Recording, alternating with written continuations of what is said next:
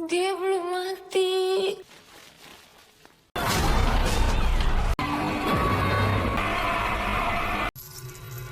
Nie często rozmawia. Ano nga ito? Słyszy Ma? Dara? Ano?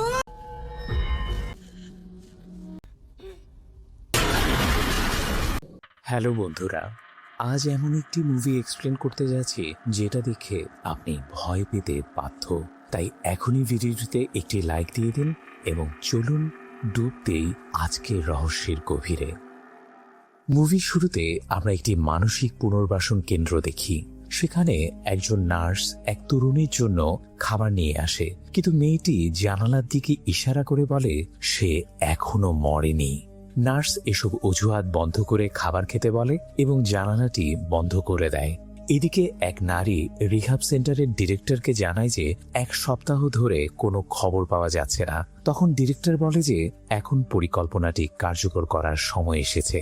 সিদ্ধান্ত হয় পরদিন মেয়েটিকে তার পরিবারের কাছে ফিরিয়ে দিয়ে দাফন করা হবে। ঠিক সেই মুহূর্তে মেয়েটি চিৎকার করে ওঠে এবং এক অদৃশ্য শক্তি সেখানে থাকা সবাইকে বাতাসে তুলে ঝুলিয়ে দেয়। ডিরেক্টর সবাইকে বাইরে চলে যেতে বলে এবং মেয়েটিকে তার সঙ্গে আসতে নির্দেশ দেয়। তখন দেখা যায় কারো পায়ে শিকল বাঁধা একটি অদ্ভুত জিনিস সেখানে উপস্থিত হয়েছে, কিন্তু পরের মুহূর্তেই সেটা হঠাৎ অদৃশ্য হয়ে যায়। এরপর মেয়েটি উঠে দৌড়াতে শুরু করে, হঠাৎ থেমে একটি টেবিলের নিচে লুকিয়ে পড়ে।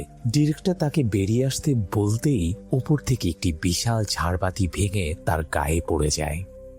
এরপর দৃশ্য বদলে আমরা দারাকে দেখি। সে টিভিতে আবহাওয়ার খবর দেখছিল। এমন সময় তার এক বন্ধু তাকে মেসেজ পাঠায়। দারার মা তাকে চা খেয়ে ঘুমিয়ে পড়তে বলেন। তখন দারা জানায় যে তার বন্ধুরা একটি ফেয়ারওয়েল পার্টির আয়োজন করেছে এবং সে পরদিন সকালে বেরিয়ে যাবে। মা মন খারাপ করে বলেন, তুই এমনিতে এত কম বাড়িতে আসিস আর এখনই আবার চলে যেতে চাচ্ছিস। মা যখন তাকে বাড়িতে থাকতে বলেন, দারা জানায় যে সে বন্ধুদের কথা দিয়ে ফেলেছে। এতে মা রেগে গিয়ে বলেন, তোর যা ইচ্ছা তুই তাই কর। পরদিন সকালে দারার ঘরের জানালার বাইরে একটি ছেলেকে দেখা যায়। মা এসে দারাকে ঘুম থেকে জাগিয়ে কিছু গরম কাপড় দেন এবং বলেন চাকরি শুরু হলে ক্লান্তি বেশি হবে, তাই নিজের স্বাস্থ্যের জন্য এসব কাপড় পরা দরকার। তিনি দারাকে মুখ ধুয়ে নাস্তা করতে বলেন, কিন্তু মা ঘর থেকে বের হতেই দারা জানালা দিয়ে নোয়া নামের সেই ছেলেটির সঙ্গে পালিয়ে যায়। পরের দৃশ্যে দারা ও তার বন্ধুরা একটি ইয়টে দেখা যায়। নোয়া তাদের 4 বছরের বন্ধুদের কথা মনে করিয়ে দিয়ে বলে মেডিকেল পড়াশোনার কঠিন সময়টা বন্ধুদের কারণেই সহজ হয়ে উঠেছিল। ভবিষ্যতে চাকরির ব্যস্ততায় হয়তো আর কখনো সবাই একসঙ্গে এভাবে ঘুরতে বা সময় কাটাতে পারবে না। এই কথা ভেবে তারা আবেগপ্রবণ হয়ে পড়ে। এরপর সবাই নিজের ভবিষ্যৎ স্বপ্নের জন্য গ্লাস তুলে একে অপরকে শুভকামনা জানায়। ঠিক তখনই ইয়টের চালক নোয়াকে জানায় যে 7 মিনিটের মধ্যে তাদের রিসোর্টে ফিরে যেতে হবে। তাই সবাইকে দ্রুত ব্যাগ গুছিয়ে নিতে বলা হয়। নিকি হতাশ হয়ে বলে বোট পার্টির পরিকল্পনা করাটাই ভুল ছিল। তখন নোয়া ড্রাইভারকে তাদের সঙ্গে একটু এগিয়ে যেতে অনুরোধ করে। কিছুক্ষণ পরে নিকি সবাইকে রিসোর্টের রুমের চাবি দিয়ে দেয়। দারা তার এক বান্ধবীর কাছে মাকে নিয়ে নিজের হতাশার কথা বলে। তার মনে হয় জাকার্তার বাইরে চাকরি করার সিদ্ধান্তটি তার মা মেনে নিতে পারছেন না, অথচ মায়ের অতিরিক্ত নিয়ন্ত্রণ থেকে মুক্তি পাওয়ার এটাই ছিল তার একমাত্র উপায়। তখন লাথি তাকে সান্ত্বনা দিয়ে বলে আসলে তার মা তাকে হারানোর ভয় থেকে এমন আচরণ করছেন। হঠাৎ তাদের ইয়টের সামনে একটি দ্বীপ এসে পড়ে এবং ইয়টটি দ্বীপের তীরে ধাক্কা খায়। অগভীর পানির কাদায় ইয়টটি আটকে যায়। এতে নিকি রেগে গিয়ে ড্রাইভার মিস্টার জামালকে জিজ্ঞাসা করে তিনি আদৌ ঠিকমতো নৌকা চালাতে পারেন। জামাল জানান জোয়ার এলে তারা এখান থেকে বের হতে পারবেন, তবে ইঞ্জিন ঠিক করতে কয়েক ঘন্টা লাগবে। নিকি আরও রেগে গিয়ে বলে সন্ধ্যা 7টার ডিনার প্ল্যানের জন্য তারা আগে থেকেই টাকা দিয়ে রেখেছে, যা ফেরত পাওয়া যাবে না। এতে ড্রাইভার বিরক্ত হয়ে বলে চাইলে সে সাঁতরে যেতে পারে। নিকি তার অবহেলার অভিযোগ তোলে এবং চাকরি থেকে বরখাস্ত করার হুমকি দেয়। এরপর সবাই ফোনে সিগন্যাল খুঁজে দেখে, কিন্তু সেখানে কোনো নেটওয়ার্ক নেই। নিকি অভিযোগ করে যে পুরো ট্রিপের পরিকল্পনা সে একাই করেছে আর বাকিরা শুধু আরাম করে ঘুরছে। দারা তাকে শান্ত করার চেষ্টা করে। এরপর সবাই দ্বীপে নেমে সিগন্যাল খুঁজতে শুরু করে। সেখানে তারা অনেক পরিত্যক্ত ও ভাঙা নৌকা দেখতে পায়। লাথি ধারণা করে এগুলো হয়তো জেলেদের রেখে যাওয়া নৌকা। কিন্তু নোয়া বলে জেলেরা কখনো তাদের মাছ ফেলে রেখে যায় না, তাই এগুলো নিশ্চয়ই কোনো দুর্ঘটনার শিকার হওয়া নৌকা। কিছু দূরে তারা একটি যাত্রীবাহী নৌকার ধ্বংসাবশেষ দেখতে পায়। সেখানে তারা একটি মহিলাদের জুতা খুঁজে পায়, যেটাতে রক্তের দাগ লেগেছিল। দারা জুতাটি নোয়ার হাতে দিতেই তারা জঙ্গলের ভেতর থেকে মা বলে কান্নারত একটি ছোট মেয়ের আওয়াজ শুনতে পায়। নোয়ার মনে হয় কোনো দুর্ঘটনার একজন জীবিত বেঁচে যাওয়া মানুষ এখনো সেখানে আছে। সে তদন্তের জন্য জঙ্গলের ভেতরে যেতে চায়, কিন্তু নিকি তাকে থামানোর চেষ্টা করে। তবুও নোয়া বিপদে পড়া শিশুটিকে সাহায্য করার সিদ্ধান্তে অটল থাকে। সে বন্ধুদের সমুদ্র তীরে অপেক্ষা করতে বলে এবং নেটওয়ার্ক পাওয়া মাত্র তার বাবাকে লোকেশন ও সাহায্যের জন্য বার্তা পাঠাতে বলে। নিকি তাকে নায়ক সাজার চেষ্টা না করতে বলে, কিন্তু নোয়া উত্তর দেয় যদি ওই জায়গায় নিকি থাকতো সেও নিশ্চয়ই সাহায্য চাইত। শেষ পর্যন্ত দারাও নোয়ার সঙ্গে জঙ্গলের দিকে যায়। এরপর দৃশ্য বদলে একটি 3 সদস্যের পরিবারকে দেখানো হয়। সেখানে ছোট্ট মেয়েটি ভুল করে একটি গ্লাস ফেলে ভেঙে ফেলে। এতে তার বাবা রেগে গিয়ে তাকে মারধর করে এবং ভাঙা কাঁচ পরিষ্কার করতে বলে। এরপর সে নিজের মেয়েকে ভাঙা কাঁচের টুকরোর উপর দিয়ে টেনে নিয়ে যায় এবং একটি ঘরের ভেতর বন্দি করে রাখে। ছোট মেয়েটি অসহ্য যন্ত্রণায় কাঁদতে কাঁদতে তার বাবাকে অনুরোধ করতে থাকে যেন সে তাকে একা ফেলে না যায় এবং অন্ধকার ঘর থেকে বের করে আনে।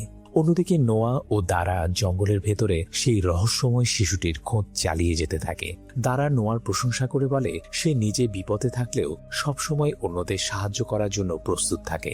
নোয়া জানায় ছোটবেলায় বাবার সঙ্গে বিভিন্ন রেস্কিউ মিশনে যাওয়ার অভিজ্ঞতায় হয়তো তার মধ্যে এই সাহায্য করার মানসিকতা তৈরি করেছে। খোঁজাখুঁজির এক পর্যায়ে তারা একটি চালু মোবাইল ফোন খুঁজে পায়, তবে দারা ফোনটি যেখানে ছিল সেখানেই রেখে সামনে এগিয়ে যায়। অনেকক্ষণ খুঁজেও কাউকে না পেয়ে দারা বলে তাদের আগে সমুদ্র তীরে ফিরে যাওয়া উচিত। যদি নোয়ার বাবার কাছে মেসেজ পৌঁছে থাকে তাহলে বড় একটি উদ্ধারকারী দল নিয়ে পুরো দ্বীপে তল্লাশি চালানো অনেক সহজ হবে। নোয়াও এতে রাজি হয় এবং তারা ফিরে যাওয়ার সিদ্ধান্ত নেয়। কিন্তু তারা ঘুরে দাঁড়াতে তাদের ঠিক পিছন দিক দিয়ে যেন কেউ হেঁটে চলে যায়। তখন নোয়া দ্রুত সিদ্ধান্ত নেয় যে তারা জঙ্গলের 2 দিক ভাগ করে শিশুটিকে খুঁজবে। কিছু দূরে তারা একটি ছোট মেয়ের ছায়া দেখতে পায় এবং নোয়া আলাদা পথে তাকে খুঁজতে বেরিয়ে যায়। নোয়া সরে যেতেই দারা হঠাৎ একটি মৃতদেহ দেখে ভয়ে চিৎকার করে ওঠে। তার চিৎকার শুনে পাণ্ডু তাদের খুঁজতে জঙ্গলের ভেতর চলে আসে। এদিকে নোয়া দৌড়ে এসে দারাকে জিজ্ঞাসা করে কি হয়েছে। সামনে এগোতেই তারা আরো 2টি লাশ দেখতে পায়। দারা জানায় সে কিছুক্ষণ আগে একজন মহিলাকেও দেখেছিল, কিন্তু চোখের পলকে সে উধাও হয়ে যায়। সে আদৌ মানুষ ছিল কিনা সেটাও দারার কাছে এখন সন্দেহজনক মনে হয়। হঠাৎ তারা খেয়াল করে ঘুরতে ঘুরতে আবারও একই জায়গায় তারা ফিরে এসেছে। ঠিক তখনই উপর থেকে দারার গায়ে কিছু একটা পড়ে, যার গন্ধ ছিল ভয়ঙ্কর। তারা উপরে তাকাতেই আতঙ্কে জমে যায়। গাছের ডালে ঝুলছিল পচা গলা মৃতদেহ। অন্যদিকে ইয়োটের ড্রাইভার বারবার রেডিওতে জরুরি বার্তা পাঠানোর চেষ্টা করছিল। সে লাথিকে জানায় তারা এমন এক দ্বীপে আটকা পড়েছে যা জিপিএসও ধরা পড়ছে না। দৃশ্য আবার জঙ্গলে ফিরে আসে। পাণ্ডু তাদের ডাকতে থাকে, কিন্তু দারার সন্দেহ হয় সামনে যে ব্যক্তিকে দেখা যাচ্ছে সে সত্যি পাণ্ডু কিনা। কিছুক্ষণ পর তারা নিশ্চিত হয় যে সে আসলেই পাণ্ডু। পাণ্ডু জানতে চায় তারা এতক্ষণ কোথায় ছিল। তখন নোয়া তাকে জানায় যে তারা জঙ্গলে অসংখ্য মৃতদেহ খুঁজে পেয়েছে। এরপর তারা পাণ্ডুকে লাশগুলো দেখায়। দারা গাছের উপর ঝুলে থাকা লাশগুলোর দিকেও ইঙ্গিত করে। পাণ্ডুর ধারণা কোনো হিংস্র বন্যপ্রাণী হয়তো এদের উপর আক্রমণ করেছে, কিন্তু দারা প্রশ্ন তোলে এমন কোন প্রাণী আছে যে একজন মানুষকে এত উঁচুতে ছুঁড়ে ফেলতে পারে। দারা পাণ্ডুকে বলে যে তারা যেন এক অদ্ভুত গোলক ধাঁধায় আটকা পড়েছে এবং কোনোভাবে বের হতে পারছে না। নোয়া তাকে শান্ত করার চেষ্টা করে, কারণ পরিস্থিতি সত্যি তাদের বোধগম্যের বাইরে চলে যাচ্ছিল। এরপর তারা একটি দড়ি ব্যবহার করে পথ চিহ্নিত করতে করতে সামনে এগোনোর সিদ্ধান্ত নেয়। পথে আরো অনেক মৃতদেহ দেখতে পেয়ে তারা বুঝতে পারে এই দ্বীপে তারা প্রথম বা একমাত্র শিকার নয়। অতীতেও অনেক মানুষ এখানে প্রাণ হারিয়েছে। তারা দ্বীপ থেকে বের হওয়ার উপায় খুঁজতে থাকে। নোয়া স্বীকার করে যে শিশুটির কান্নার শব্দ শুনে সে নিজেকে থামাতে পারেনি। তার মনে হচ্ছিল মেয়েটি ভয়ঙ্কর কষ্টে আছে। দারা ও নোয়া কথা বলছিল, এমন সময় পাণ্ডু অন্যদিকে চলে যায়। হঠাৎ সে আবার সে রহস্যময় ছোট মেয়েটিকে দেখতে পায়।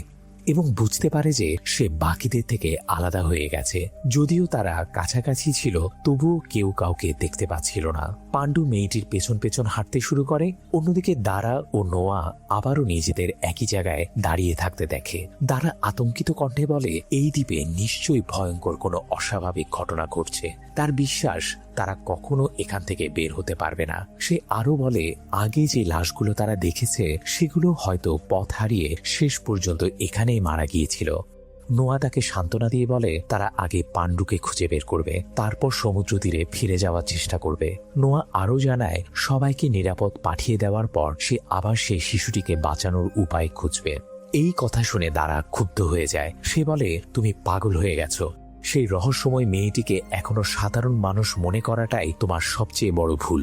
ঠিক তখনই তারা একটি দিক নির্দেশনা বোর্ড দেখতে পায়, যেখানে লেখা ছিল বিচ মেন্টাল রিহ্যাব সেন্টার। এদিকে পাণ্ডু আবারও সেই রহস্যময় মেয়েটিকে দেখতে পায় এবং তার পিছু নিতে শুরু করে।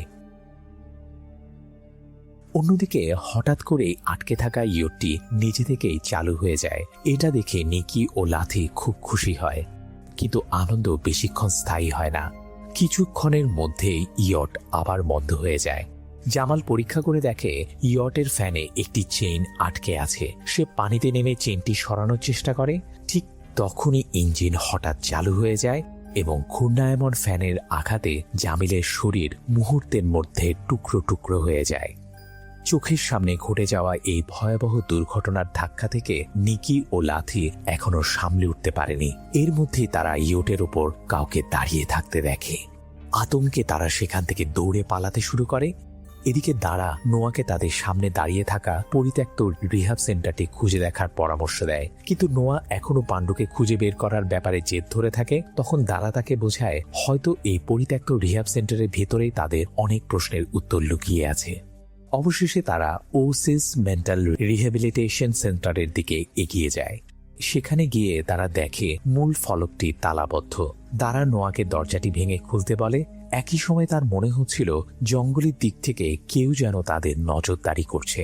শেষ পর্যন্ত দরজা ভেঙে তারা দুজন রিহ্যাব সেন্টারের ভেতরে প্রবেশ করে। অন্যদিকে পাণ্ডু এখনো সেই রহস্যময় মেয়েটির পেছনেই দৌড়াচ্ছিল। হঠাৎ মেয়েটি মাটিতে বসে পড়ে এবং কাঁদতে কাঁদতে বাড়ি ফিরে যাওয়ার জন্য অনুরোধ করতে থাকে। পাণ্ডু তাকে সান্ত্বনা দিয়ে বলে যে সমুদ্র তীরে তাদের একটি নৌকা আছে, আর সে তাকে এই দ্বীপ থেকে উদ্ধার করে নিয়ে যাবে। সে মেয়েটিকে তার উপর ভরসা রাখতে বলে। ঠিক তখনই হঠাৎ একটি লোহার চেইন এসে পাণ্ডুর পায়ে জড়িয়ে যায় এবং তাকে একটি গাছের সঙ্গে উল্টো করে ঝুলিয়ে দেয়। সেই মুহূর্তে মেয়েটির ভয়ঙ্কর বিকৃত মুখ পাণ্ডুর চোখের সামনে ভেসে ওঠে। পরের মুহূর্তে চেইনটি খুলে যায় এবং পাণ্ডু মাটিতে পড়ে যায়। কোনো মতে নিজেকে সামলে দাঁড়াতেই সে দেখে মেয়েটি ভয়ানকভাবে তার পিছু নিচ্ছে। কিছু দূর দৌড়ানোর পর পাণ্ডু হতাশ হয়ে নিজেকেই প্রশ্ন করতে থাকে, কেন সে বারবার একই জায়গায় ফিরে আসছে। এদিকে দারা ও নোয়া রিহ্যাব সেন্টারের ভেতরে একটি কঙ্কাল দেখতে পায়। সেখানে তারা 10 বছর আগের একটি ক্যালেন্ডারও খুঁজে পায়। একটি পুরনো ছবি দেখে দারা অবাক হয়ে প্রশ্ন করে, এত দূরের নির্জন দ্বীপে এমন একটি মানসিক পুনর্বাসন কেন্দ্র কিভাবে তৈরি হয়েছিল। তখন নোয়ার বাবার কাছ থেকে শোনা একটি পুরনো ও মর্মান্তিক ইতিহাস তার মনে পড়ে। অতীতে এমন কিছু অজানা দ্বীপ ছিল যেগুলোর কোনো সরাসরি রেকর্ডই থাকতো না। সেখানে সংক্রামক রোগে আক্রান্ত মানুষ বা মানসিকভাবে অসুস্থ ব্যক্তিদের পরিবার ও সমাজের চোখের আড়ালে জোর করে নির্বাসনে পাঠিয়ে রাখা হতো। সংক্রামক রোগে আক্রান্ত মানুষ বা মানসিকভাবে অসুস্থ ব্যক্তিদেরকে পরিবার ও সমাজের চোখের আড়ালে জোর করে নির্বাসনে পাঠিয়ে রাখা হতো। নোয়ার ধারণা এই দ্বীপের রিহ্যাব সেন্টারও হয়তো তেমনই একটি পরিত্যক্ত নির্বাসন কেন্দ্র। এরপর তারা একটি ম্যাপ খুঁজে পায়, যেখানে জেনারেটর রুম, স্টোরেজ রুম এবং নার্স স্টেশনের অবস্থান চিহ্নিত করা ছিল। দারার পরিকল্পনা ছিল প্রথমে জেনারেটর চালু করে ইলেকট্রিসিটি ফিরিয়ে আনা, তারপর লাউডস্পিকারের সাহায্যে পাণ্ডুকে সঠিক পথ দেখানো। ঠিক তখনই নোয়ার ফোনের ব্যাটারি শেষ হয়ে যায়। একই সময়ে একটি আয়নার ভেতরে সেই রহস্যময় মেয়েটির ছায়া দেখা যায়। তবে তারা বিষয়টি টের না পেয়ে আর্কাইভ রুম, ডিরেক্টর অফিস এবং পিআর অফিস পেরিয়ে সামনে এগিয়ে যেতে থাকে। অন্যদিকে নিকি ও লাথিও ভয়ে জঙ্গলের গভীরে ঢুকে পড়েছিল। একসময় তারা বিপদের আভাস পেয়ে থেমে যায় এবং নিজেদের টর্চ বন্ধ করে দেয়, যাতে জঙ্গলের কোনো অজানা জিনিস তাদের দেখতে না পারে। হঠাৎ তারা নিজেদের ঠিক পেছন থেকে চেইন টেনে আনার মতো একটি শব্দ শুনতে পায়। এদিকে দারা একটি কক্ষে কাউকে দেখতে পেয়ে নোয়াকে দেখায়। তারা দুজন ধীরে ধীরে সেদিকে যায়, কিন্তু তাদের অজান্তেই সেই ভয়ঙ্কর মেয়েটি ঠিক পিছনে দাঁড়িয়েছিল। তারা বিছানার কাছে গিয়ে কম্বল সরায়, কিন্তু সেখানে কোনো মানুষ নয়, শুধু একটি বালিশ দেখতে পায়। মেয়েটি তখনও নীরবে তাদের পেছনে দাঁড়িয়েছিল। কক্ষটি তল্লাশি করতে গিয়ে তারা কিছু আঁকা ছবি খুঁজে পায়। এরপর দৃশ্য ফ্ল্যাশব্যাকে চলে যায়। সেখানে দেখা যায় সেই ছোট মেয়েটিকে, যাকে তার বাবা বন্দি করে রেখেছিল। মেয়েটি বাবাকে বলে সে শুনেছে তার বাবা অফিসের কাজ করতে করতে বিরক্ত হয়ে যান, তাই তাকে অনুপ্রাণিত করার জন্য সে ঘরের দেয়ালে এসব ছবি এঁকেছে। কিন্তু নিষ্ঠুর বাবা কৃতজ্ঞ হওয়ার বদলে মেয়েটিকে মারধর করে এবং চুল ধরে টেনে নিয়ে যেতে শুরু করে। অবশেষে নির্যাতন সহ্য করতে না পেরে ছোট্ট মেয়েটি হাতে থাকা কাঁচি দিয়ে নিজের বাবাকে আঘাত করে। দৃশ্য আবার বর্তমানে ফিরে আসে। নোয়ার মনে হয় এটা কোনো শিশুর ঘর ছিল। এরপর তারা জেনারেটর রুমের দিকে রওনা হয়। সেখানে পৌঁছে নোয়া সফলভাবে জেনারেটর চালু করে। অন্যদিকে জঙ্গলের মধ্যে নিকি ও লাথি হঠাৎ একটি রহস্যময় সুরের শব্দ শুনতে পায়। নিকির ধারণা কাছাকাছি কোনো বাড়ি থেকে এই সঙ্গীত ভেসে আসছে এবং হয়তো সেখানে সাহায্য পাওয়া যেতে পারে। কিন্তু লাথির মনে হয় সে দূরে পাণ্ডুকে দেখতে পেয়েছে, তাই সে সেদিকে যাওয়ার জন্য জেদ করতে থাকে। তারা আলো বন্ধ করে সাবধানে সেই আলোর উৎসের দিকে এগোতে থাকে। লাথি যখন পাণ্ডুকে ডাকতে যাচ্ছিল, তখনই নিক দ্রুত তার মুখ চেপে ধরে, কারণ তারা দেখে ইউটের উপর যে ভয়ঙ্কর মেয়েটিকে দেখেছিল সেটা ঠিক পাণ্ডুর পেছনে দাঁড়িয়ে আছে। পাণ্ডু মেয়েটিকে দেখে প্রাণপণে দৌড়াতে শুরু করে। লাথি একটি কাঠের টুকরো দিয়ে মেয়েটির উপর হামলা করার কথা বললে নিকি তাকে থামিয়ে দেয়। সে বলে, আবেগ দিয়ে নয়, মাথা ঠান্ডা রেখে ভাবতে হবে, কারণ তাদের একটি ভুল পদক্ষেপ পাণ্ডুর জীবনকে আরো বিপদের মধ্যে ফেলতে পারে। শেষ পর্যন্ত নিকি সাহায্যের আশায় সেই রহস্যময় সঙ্গীতের উৎসের দিকে ছুটে যাওয়ার সিদ্ধান্ত নেয়। এদিকে দুষ্ট আত্মাটি পাণ্ডুকে ধরে ফেলে এবং তাকে একটি গাছের ডালের সঙ্গে গেঁথে ঝুলিয়ে দেয়। অন্যদিকে জেনারেটর চালু হওয়ার ফলে ইলেকট্রিসিটি ও রেডিও সচল হয়ে যায়, কিন্তু তবুও কোনো সিগন্যাল বা যোগাযোগ স্থাপন করা সম্ভব হয় না।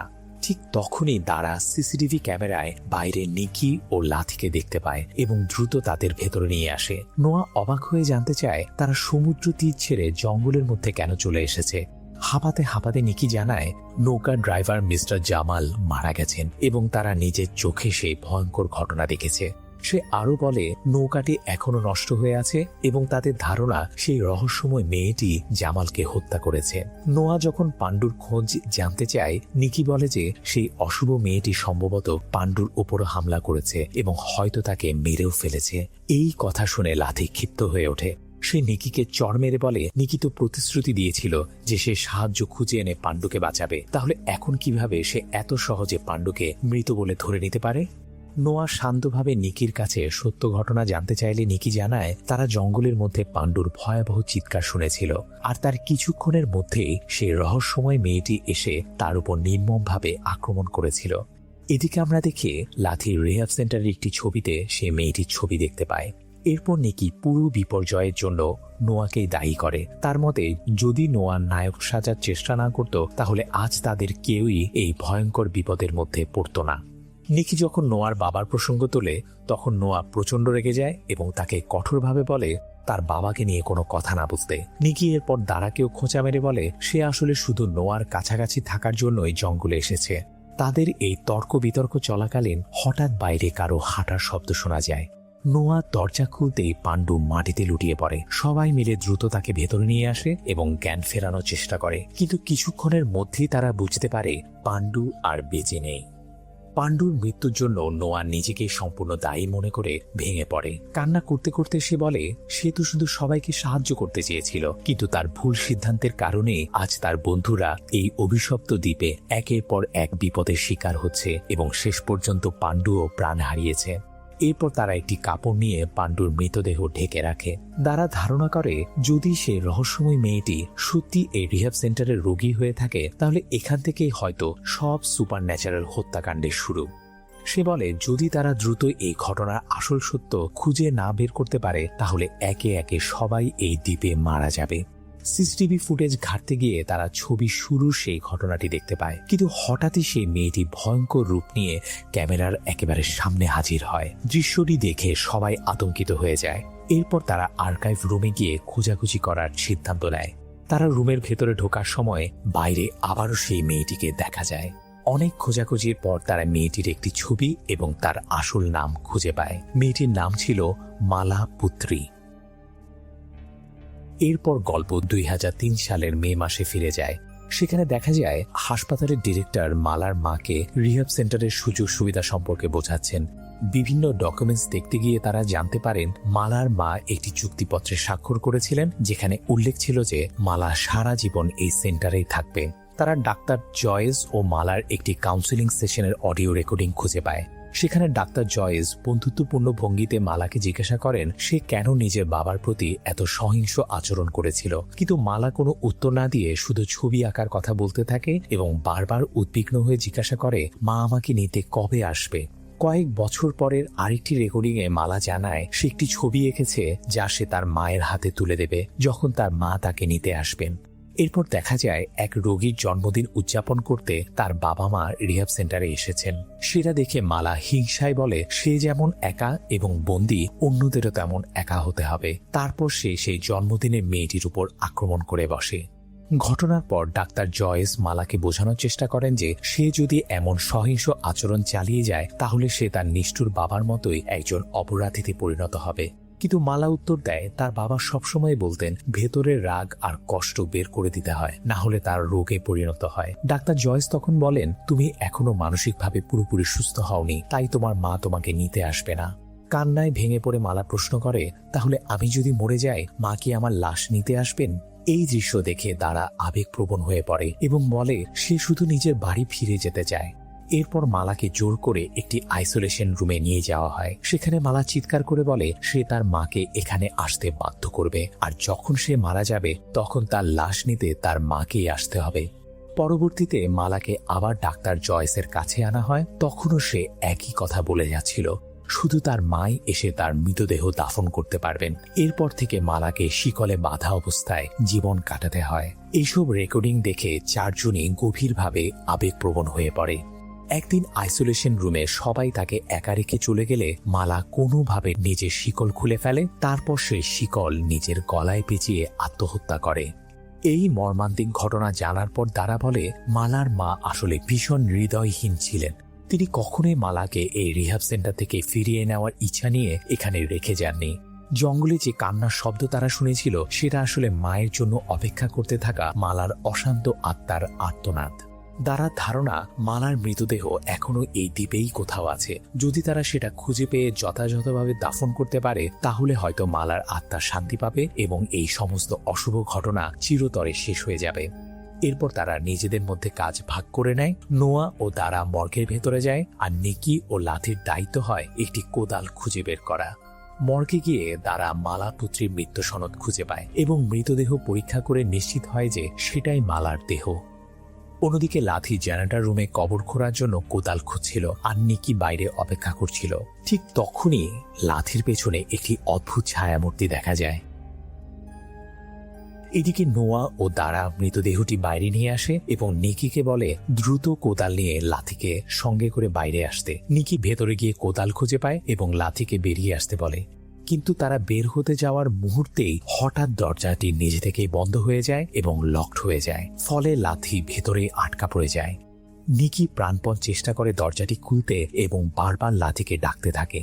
ভেতর থেকে লাথির আতঙ্কিত চিৎকার শোনা যাচ্ছিল। ঠিক তখনই মালার আত্মা সেখানে উপস্থিত হয়। মুহূর্তের মধ্যে সে একটি লোহার রড লাথির মাথার ভেতর ঢুকিয়ে দেয়। আঘাতটি এতই শক্তিশালী ছিল যে রডটি দরজা ভেদ করে অপর পাশ পর্যন্ত বেরিয়ে আসে। এরপর দরজাটি হঠাৎ নিজে থেকে খুলে যায়। দরজা খোলার সঙ্গে সঙ্গে নিকি দেখতে পায় লাথির নিতর দেহটি দরজার সঙ্গে ঝুলে আছে। ভয় পেয়ে নিকি সেখান থেকে পালানোর চেষ্টা করতেই মালার আত্মা তার পা ধরে ফেলে এবং তাকে টেনে হিঁচড়ে অন্যদিকে নিয়ে যেতে শুরু করে। অন্যদিকে দারা ও নোয়া অপেক্ষা করতে করতে বিরক্ত এবং উদ্বিগ্ন হয়ে পড়ছিল। দারা চিন্তিত হয়ে বলে নিশ্চয়ই নিকি আবার কোনো নতুন বিপদে জড়িয়ে পড়েছে। তারা দুজন যখন নিকি ও লাথিকে খুঁজতে জেনারেটর রুমের দিকে যায় তখনই দরজার সামনে ঝুলন্ত অবস্থায় লাথির প্রাণহীন দেহ দেখতে পায়। দৃশ্যটি দেখে তারা স্তব্ধ হয়ে যায়। এদিকে মালার আত্মা নিকিকে টেনে একটি রুমের ভেতর নিয়ে গিয়ে ফেলে রেখে যায়। অন্যদিকে লাথির মৃতদেহ দেখে দারা কান্নায় ভেঙে পড়ে। সে নোয়াকে জিজ্ঞাসা করে নিকি কোথায় এবং কেন তাদের সঙ্গেই এমন সব ভয়ঙ্কর ঘটনা ঘটছে। নোয়া সিদ্ধান্ত নেয় তারা প্রথমে মালার মৃতদেহ দাফন করবে, তারপর নিকিকে খুঁজে বের করে এই অভিশপ্ত দ্বীপ থেকে বেরিয়ে যাওয়ার চেষ্টা করবে।